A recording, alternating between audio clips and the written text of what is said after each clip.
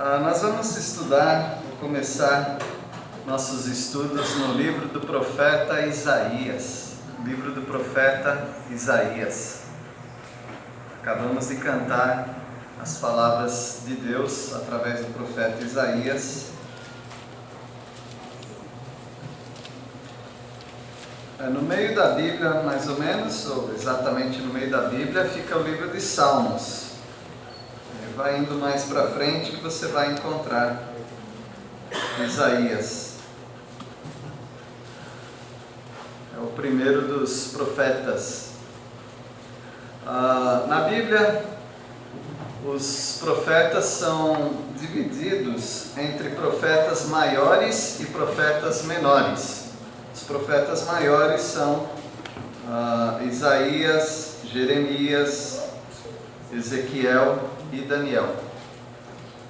São chamados profetas maiores, não porque eles eram de grande estatura e nem porque eles eram os mais importantes, simplesmente porque o volume dos livros deles era maior.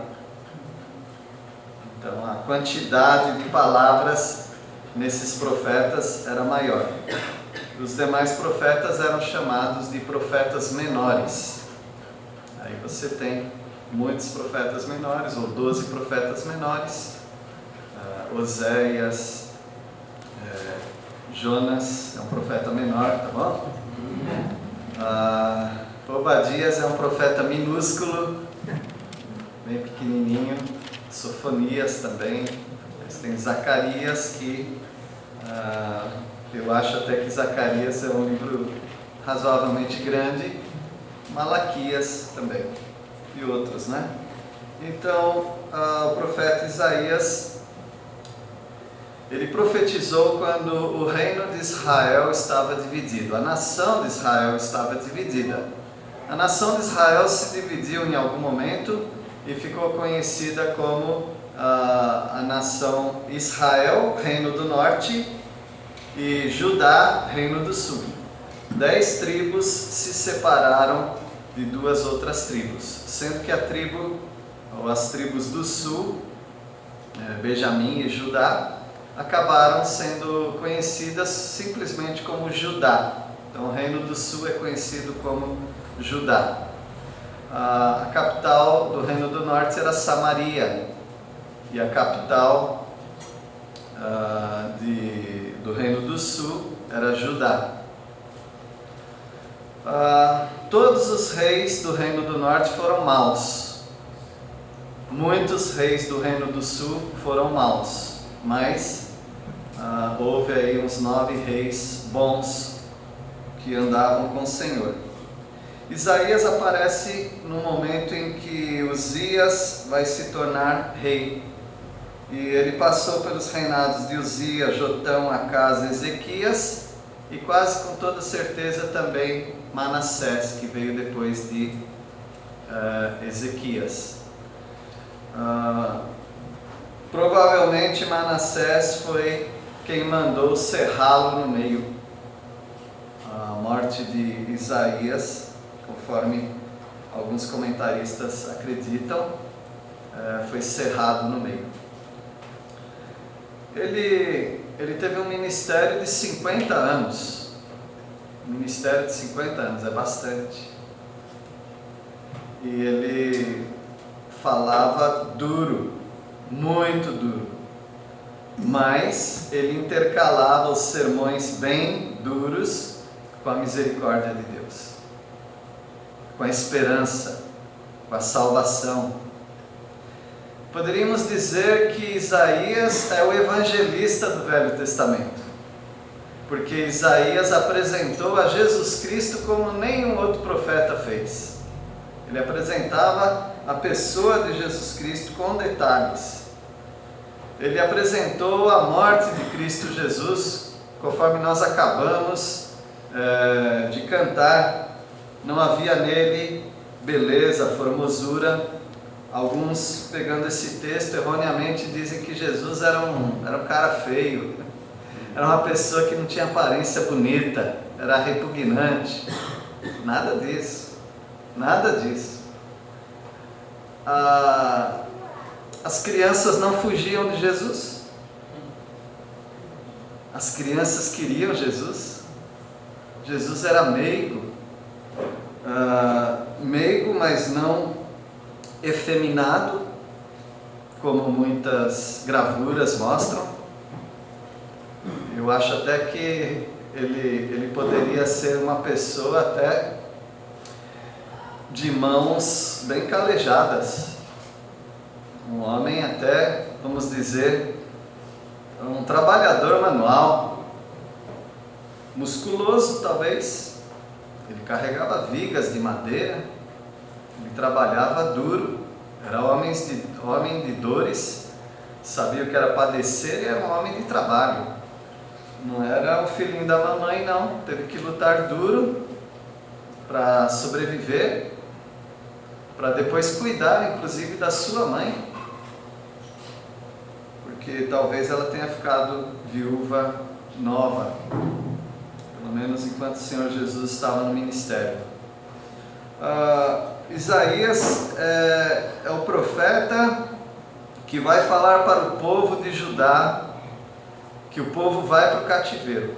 O cativeiro ainda não estava acontecendo, tá bom? Mas ele já estava prenunciando: se vocês continuarem assim, vocês vão ser presos por outra nação. Outra nação vai levar vocês. Vocês precisam se voltar para Deus. É uma mensagem tão atual, que eu poderia sem problema nenhum pregar só em Isaías para evangelizar as pessoas hoje em dia. É como se eu estivesse lendo os evangelhos. Só que, claro, a gente já tem os evangelhos, tem Jesus Cristo, então nós daremos preferência a isto. Mas, para nós que estudamos a palavra de Deus, amamos a palavra de Deus, Isaías é lido com muita alegria, pensando na vida do Senhor Jesus e nos evangelhos. Se você não quer levar bordoadas, não leia o livro de Isaías, porque você vai se identificar como um pecador. Eu não preciso ficar gastando argumentos para tentar provar para alguém que aquela pessoa é pecadora. Eu falo para ela: você não quer dar uma estudada comigo no livro de Isaías? Eu não vou te acusar de nada, tá bom? Você fica lendo e só pensando nas pessoas que Isaías está condenando. Não vou te acusar de nada. Essa pessoa, nos primeiros capítulos, ela vai falar: está falando comigo. Deus está falando comigo, se for uma pessoa sensível à palavra de Deus. Então eu com alegria, misturado com tristeza, mas para mim já com alegria, porque eu saí da vida de pecado, não que eu não peque mais, não que eu não sou mais um pecador, mas já fui redimido pela graça do Senhor Jesus Cristo. Então eu não me preocupo, não me preocupo com a eternidade, mas esse livro ainda me faz perturbado quanto à minha santidade de vida. Como eu amo ao Senhor, como eu adoro ao Senhor, e portanto eu convido você a estudar sobre isso. No capítulo 1 nós vamos estudar, com certeza nós não vamos estudar todo o capítulo 1 hoje, mas a gente vai dar sequência para aqueles que estiverem na quarta-feira, se Deus permitir. Eu quero estudar hoje sobre duração das coisas. Duração das coisas, no capítulo 1 de Isaías. Não sei você, né, mas alguns gostam de usar uma roupa até essa roupa ficar em fiapos. Até essa roupa, se é uma blusa, por exemplo, não importa se ela ficar cheia de bolinha, vou usar aquela blusa muitos anos. Tem pessoas que são assim, elas gostam daquela roupa e vão ficar usando aquela roupa, mesmo tendo outras. Porque uma roupa pode durar muitos anos, não é? Então algumas pessoas vão usar até a roupa rasgar, ficar em fiapos, outros já vão comprar assim mesmo, né? Rasgada e com fiapos, né? Que é chique. Quanto duram essas coisas? Dura muito tempo. E nós temos que, ao lermos o capítulo de Isaías capítulo 1, nós vemos que algumas coisas também duram bastante. Por exemplo, o desagrado de Deus. O desagrado de Deus dura quanto tempo? Quanto tempo dura o desagrado de Deus? Ou seja, Deus não gosta de alguma coisa que você faz. Por quanto tempo Ele vai ficar descontente com você? Enquanto eu estiver fazendo. Alguns pais viram a cara para os filhos até. Ficam de cara fechada, enquanto os filhos estão sendo desobedientes. Mas alguns pais nem aguentam isso. Aí dá uma dó. Então ele já abre um sorriso e faz um carinho, mesmo que o filho não tenha mudado de atitude. Ele acaba fraquejando na sua determinação de mostrar para o filho: você está errado. E Deus? Quanto dura o desagrado de Deus? Dura até que haja arrependimento. Se você está em desobediência a Deus, desagradando a Deus, e eu não preciso dar uma lista do que desagrada a Deus, porque você sabe, você que conhece a palavra de Deus já sabe. Deus está descontente com você até que você se arrependa, até que você reconheça e até que você mude. Mas eu estou vivendo, eu estou respirando, eu estou trabalhando, estou ganhando dinheiro, estou prosperando, está tudo bem na minha vida. Mas essa não é a base para dizer que Deus está contente com você. E a mão pesada do Senhor? Quanto tempo ela dura? Ela dura até que haja arrependimento. Deus pode pesar a mão sobre alguém até que haja arrependimento. E o fogo do inferno? Quanto tempo que ele dura? Ele dura para sempre. Mesmo que se houvesse a possibilidade de no inferno alguém se arrepender, ele dura para sempre, e a pessoa que está no inferno durará para sempre junto com o inferno. Então são coisas que duram. Nós, como crentes em Cristo Jesus, não tememos mais o inferno. Ele tem uma duração eterna, mas não para nós. Para nós não temos nada mais a ver com o inferno, senão tirar pessoas que estão indo para lá, através da palavra de Deus. Mas vamos estudar então sobre o desagrado do Senhor. Não pense que o livro de Isaías é um livro assim, que é de leitura fácil, porque não é.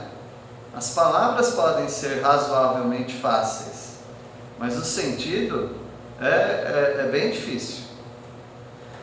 Mas não é tão difícil a ponto de o pecador não entender. Eu acho que ele é mais difícil porque o pecador gostaria que não estivesse escrito isso. Mas Deus não poupou juízo nas palavras para aqueles que não se arrependem. O desagrado de Deus, ele está muito presente hoje.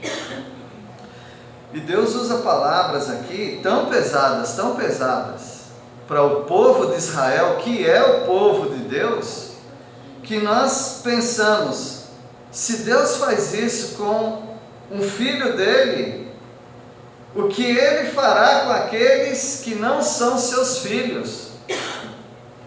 O Senhor Jesus mesmo disse que nós nem devemos temer os ladrões, que roubam e podem até nos matar, mas nós deveríamos temer aquele que não apenas pode nos matar, mas lançar-nos para o inferno, porque é isso que Deus pode fazer no ápice, ou seja, no topo do seu desagrado com alguém, lançar para o inferno, e ainda assim ser justo.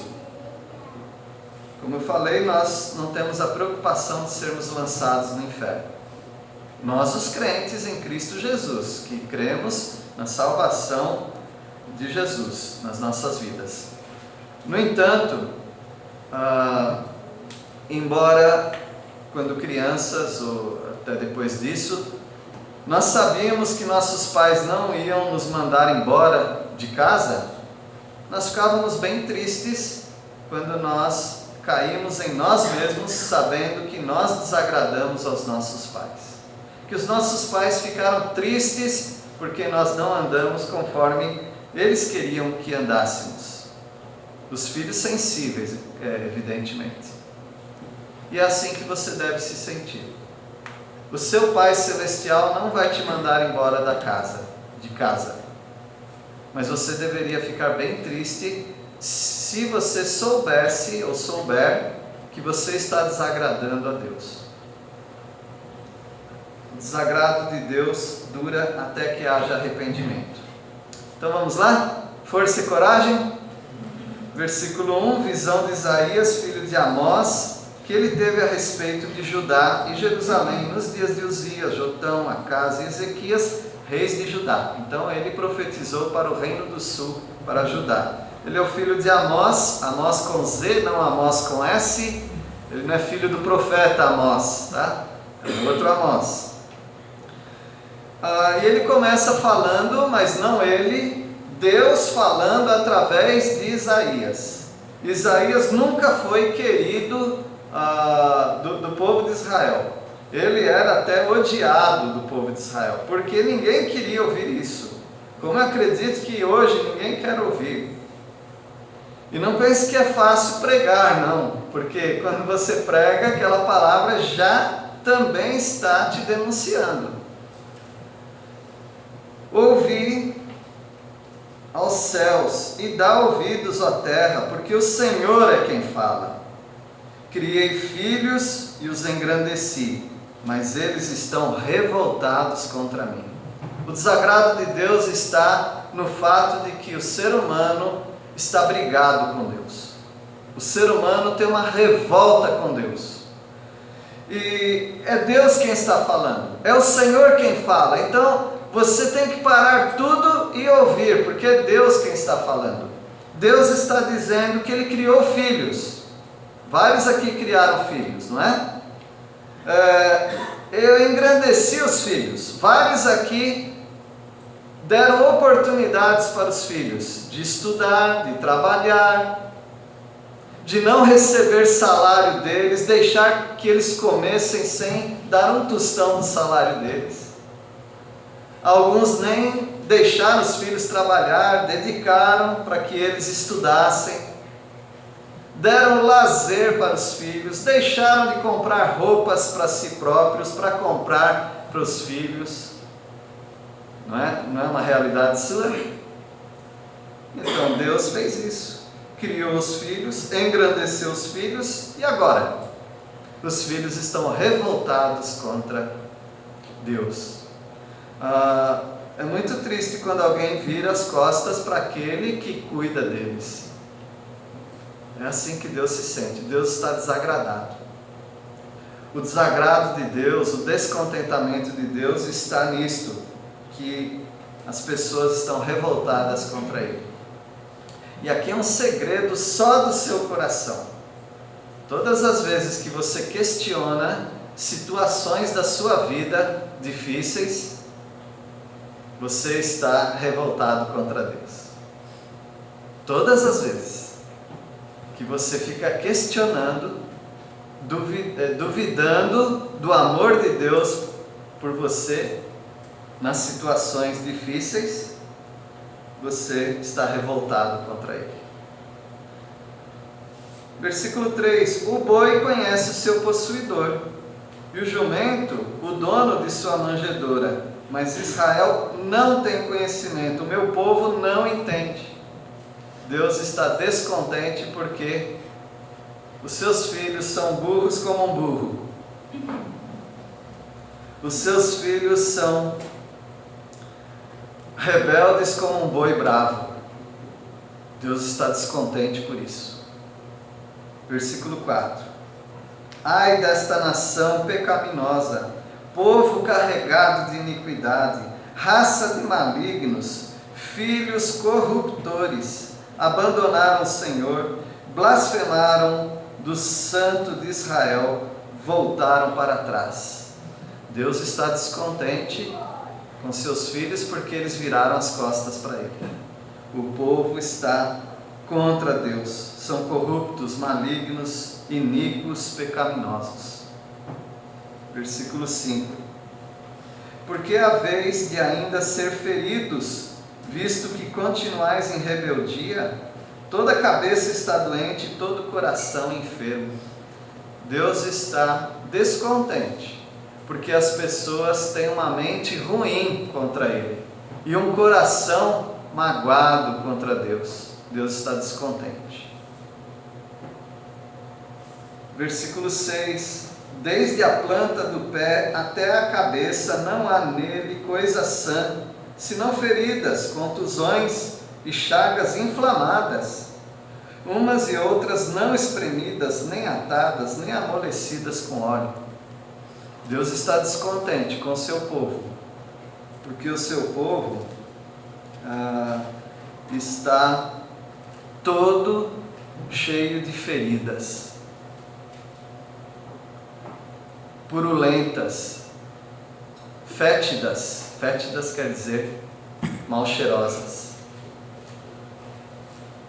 Deus então está como que tendo nojo do seu povo. Versículo 7. A vossa terra está assolada, as vossas cidades consumidas pelo fogo, a vossa lavoura os estranhos devoram em vossa presença, e a terra se acha devastada como numa subversão de estranhos. Porque Deus está descontente, Deus começou a invadir a terra com pragas, estragar a lavoura do povo, tornar a vida deles muito difícil, porque Deus está descontente. E talvez alguns estão falando, mas esse é o Deus de amor? Não falei que será rebelde? Quando nós estamos questionando Deus, nós somos rebeldes. Ele falou para você ouvir, Ele não falou para você falar. Dá ouvidos, ó terra, porque o Senhor é quem fala. A hora de falar é dele agora. Ele está falando isso. O melhor que nós fazemos é abaixar a cabeça e ficar ouvindo o que Ele está falando. Então, Deus está pesando a mão sobre a terra. Versículo 8. A filha de Sião. Então, deixa eu explicar o que é filha de Sião. Jerusalém estava fincada no monte chamado Sião, Monte Sião.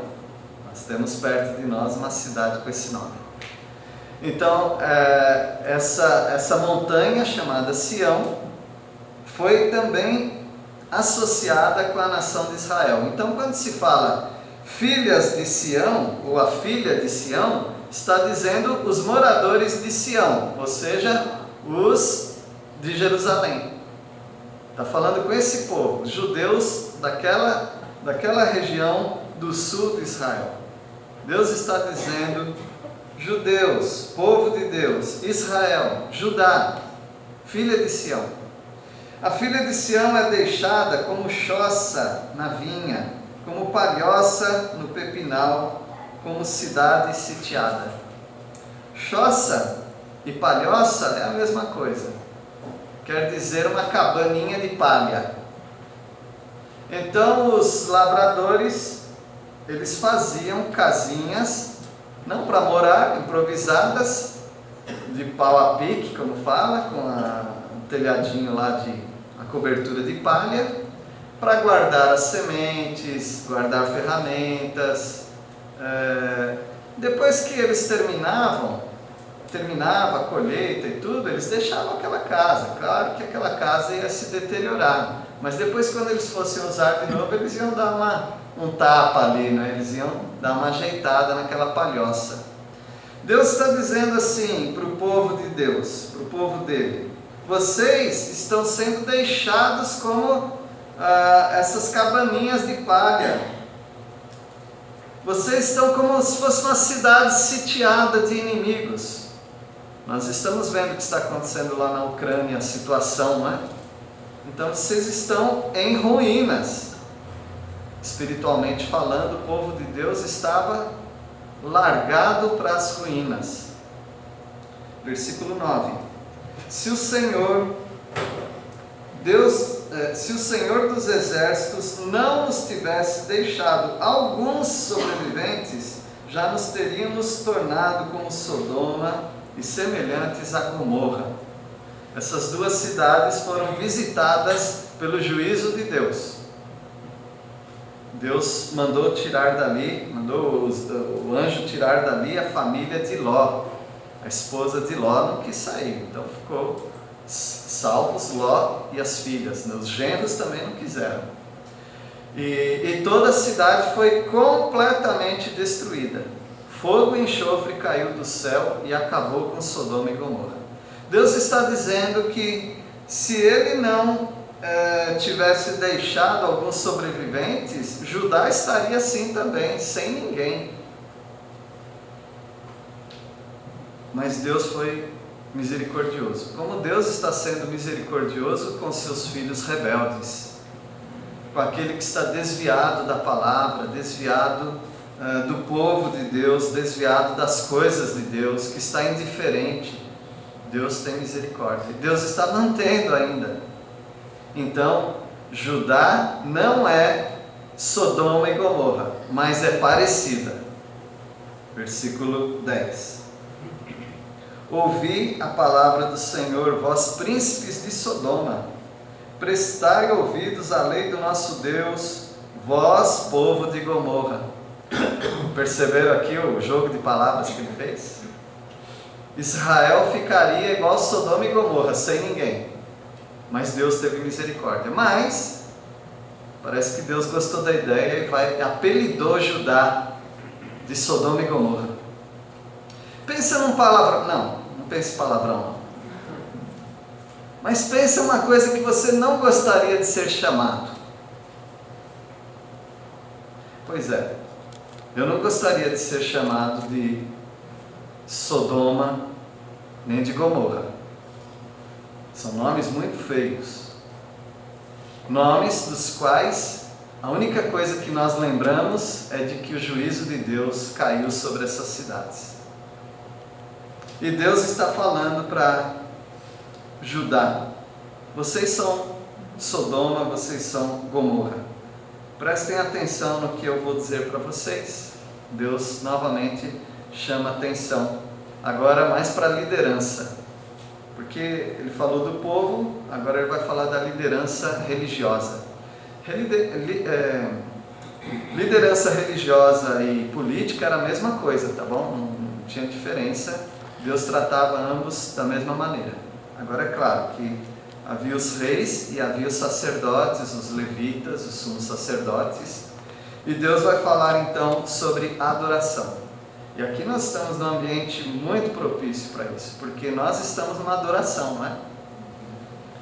Nós cantamos, nós oramos, nós lemos a Bíblia, nós tomamos a ceia do Senhor, lembramos do sacrifício do Senhor, fizemos uma celebração, uma festa, e nós estamos na mesmíssima situação que o povo de Israel.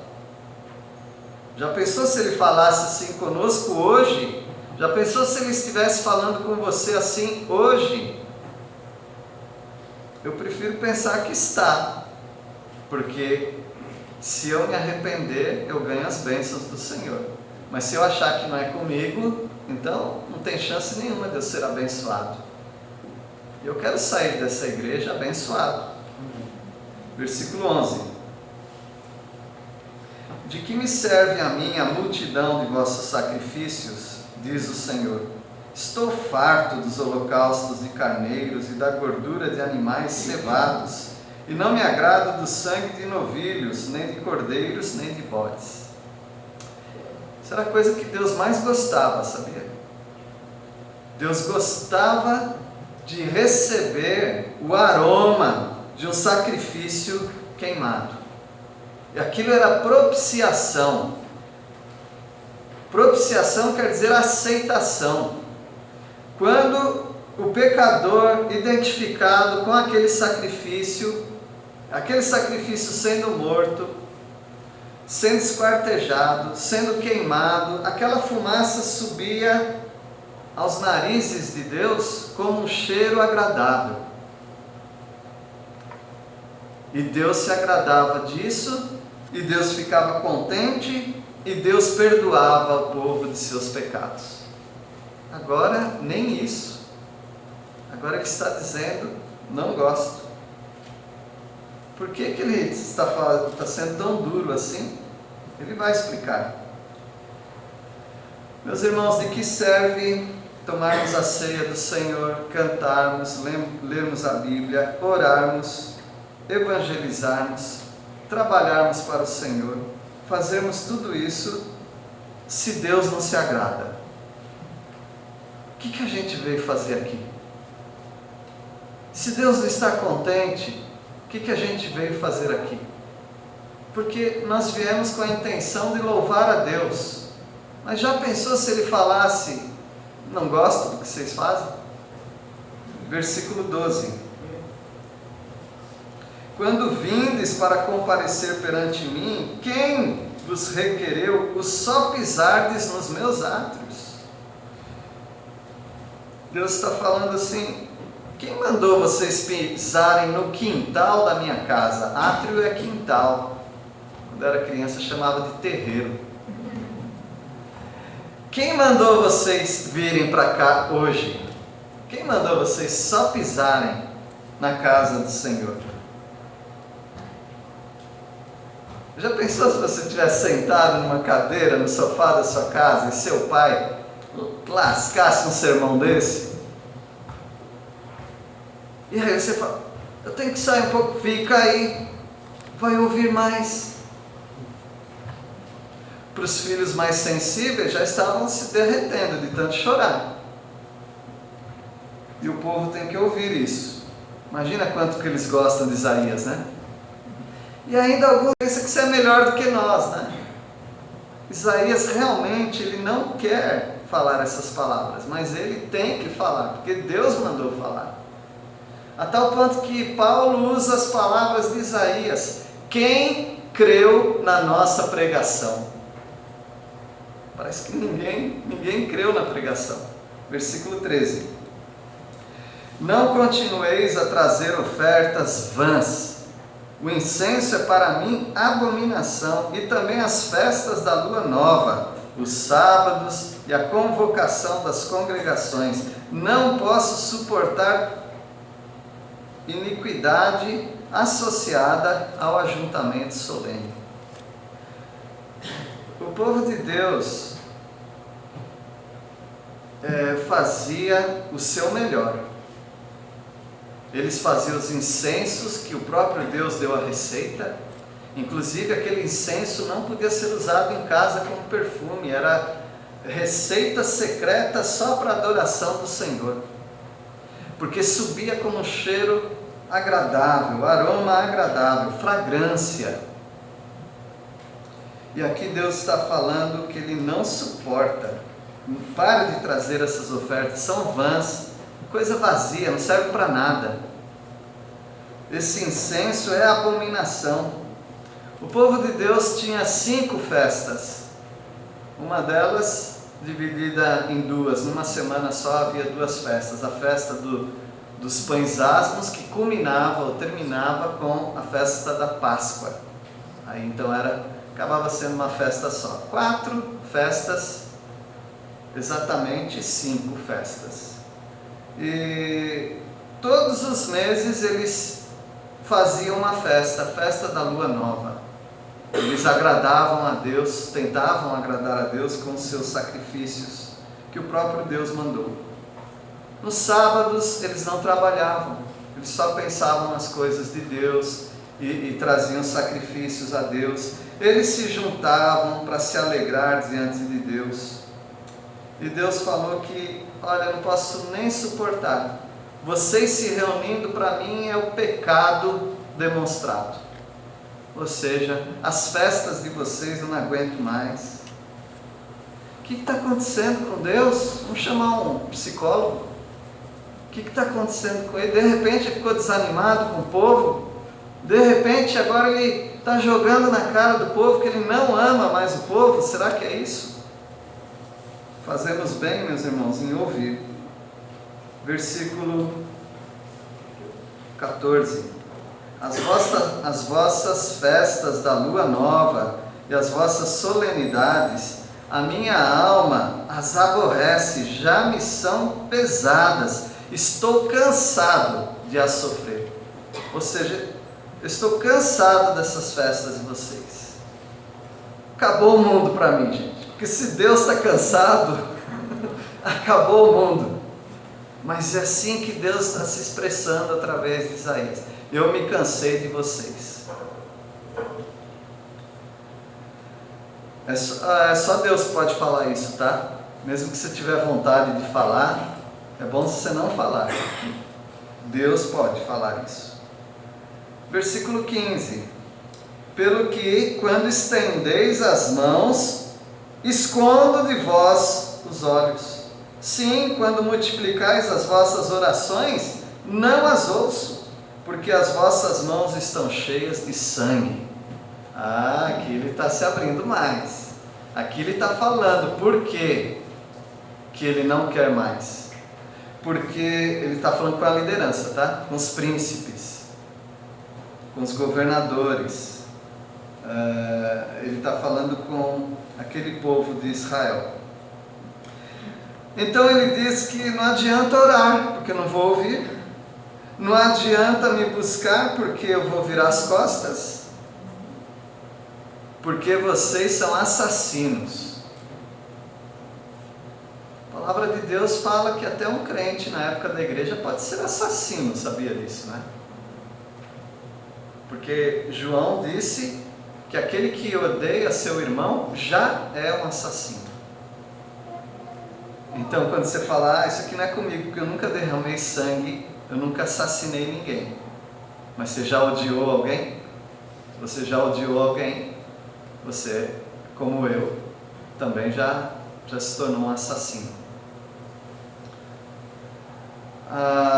Eu falei que quando termina, quando ele fala de um juízo, ele vem com uma palavra também de esperança. Então aqui tem uma esperança. Lavai-vos, purificai-vos, tirai a maldade de vossos atos de diante dos meus olhos, cessai de fazer o mal. É só isso. Purifiquem as suas vidas. Você já purificou a sua vida no sangue de Jesus? Sua vida já está lavada no sangue de Jesus? Porque não tem outro elemento purificador, regenerador, que não seja o sangue de Jesus. Nós falamos hoje bastante do sangue de Jesus. Nós até bebemos do sangue de Jesus. Porque nós falamos que cremos no lavar dele. Ele purifica as nossas vidas com o sangue de Jesus. É claro que foi um memorial, tá? Ninguém bebeu sangue aqui hoje não, tá? Então, purifica as vossas vidas, se lavem, tirem a maldade, parem de fazer o mal. Versículo 17, aprendei a fazer o bem. Então é algo que nós temos que aprender a fazer o bem que Deus quer, não o bem que a gente acha que temos que fazer. Atendei à justiça, repreendei ao opressor, defendei o direito do órfão e pleiteai a causa das viúvas. Ou seja, aqueles líderes estavam sendo injustos. E com isso eles acabavam matando as pessoas, porque se um juiz não cuida da viúva, dos órfãos, do estrangeiro, das pessoas que não podem sobreviver facilmente se não for pela ajuda das autoridades, então elas estavam condenando essas pessoas à inanição, a não terem o que comer e finalmente pegarem doenças e morrerem. Então, vocês estão derramando sangue. E é assim que Deus fala. Então, quanto dura o desagrado do Senhor? Até que haja purificação. Quanto Deus está descontente com os incrédulos? Até eles aceitarem a Jesus como o Salvador de suas vidas. Quanto dura o desagrado do Senhor para o crente cínico, indiferente, desobediente, que não confessa os seus pecados a Deus? Até que ele mude de atitude, até que ele confesse, reconheça, confesse, peça a misericórdia do Senhor e ande por outros caminhos. Eu não sei quanto tempo dura a sua roupa, ou se você dá antes dela acabar, né? Mas o desagrado do Senhor, ele dura até que haja arrependimento. Tem mais esperanças para o próximo estudo, tá bom? Mas aqui ele termina dando um pouquinho de esperança. Lavai-vos, purificai-vos, tirai a maldade de vossos atos de diante dos meus olhos, cessai de fazer o mal. Deus abençoe os irmãos. Essa palavra deve servir para você, deve servir para mim, porque não há ninguém aqui que seja inerentemente puro. Inerentemente quer dizer de si próprio, que vem de dentro de você uma pureza de coração, que vem dentro de você atos santos. Isso não existe. O que existe é Deus falando que nós somos pecadores. Ele está falando para quem não tem Jesus como Salvador e ainda não entrou no caminho da fé. E Ele está falando também para aqueles que já estão no caminho da fé, mas que vez por outra está se desviando dos caminhos do Senhor. Que o Senhor purifique a sua vida. Vamos orar. Nosso Deus, obrigado pela Tua palavra. Agradecemos a Deus porque o Senhor usou o profeta Isaías para revelar como é o nosso coração. Nós não somos melhores do que o povo de Judá, ó Deus. Por isso nós necessitamos que o Senhor nos lave, que o Senhor nos purifique, que o Senhor nos ajude a voltarmos para os caminhos bons quando nós sairmos dele.